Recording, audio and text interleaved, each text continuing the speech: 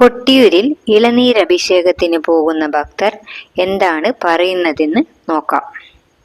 കഞ്ഞിപ്പുര മൊകേരി കലാനഗർ എന്നറിയും, ചാളപ്പറമ്പത്ത് വീട്ടിന്റെ പേര്. പാരമ്പര്യമായിട്ട് നമ്മൾ അച്ഛനെല്ലാം തുടർച്ചയായിട്ട് ഒരു 10-75 കൊല്ലത്തോളം പോയി. അച്ഛനെല്ലാം മരിച്ച ശേഷം ഇപ്പൊ ഞാനൊരു 10-60 കൊല്ലം ഞാനും പോകുന്നത്. 5 വയസ്സിൽ പോക്ക് തുടങ്ങിയതാണ്.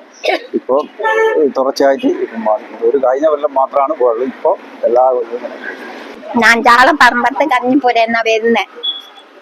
പിന്നെ ഒരു 40 കൊല്ലായി ഇങ്ങനെ കൊട്ടിയൂർ പോകാൻ തോന്നി. എനിക്ക് 78 വയസ്സായി. 78 വയസ്സായി. 40 കൊല്ലായി കൊട്ടിയൂര്. ഞാൻ ചെറിയ പോകും.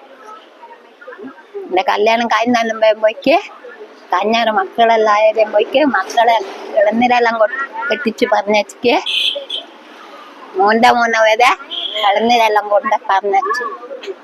എനിക്കിങ്ങനെ നടന്നു പോകാൻ ഇഷ്ടാ. പോയിക്കൊണ്ടിരിക്കും.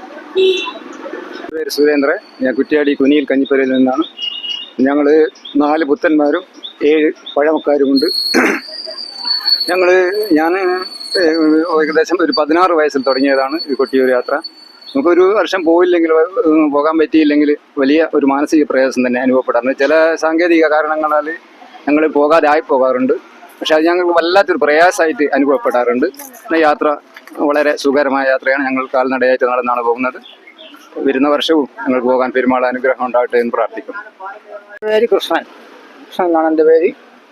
ഞാൻ നിൽക്കുന്ന കഞ്ഞിപ്പുര എന്ന് പറഞ്ഞാൽ മൊകേരി, അതാണ് കുറ്റ്യാടി മൊകേരിയാണ്. അവിടെ ഞാനിപ്പോൾ ഒരു 22 വർഷത്തോളമായി ഇളനീരെടുത്തിട്ട് ഒരു കൊല്ലവും മുടങ്ങാതെ പോകാൻ സാധിച്ചിട്ടുണ്ട്. അത് 2 കാവ്, അതിന് പറയുക ഇരട്ടക്കാവ് എന്നാണ് പറയുക. ആ ഇരട്ടക്കാവ് എടുത്തിട്ടാണ് പോകുന്നത്.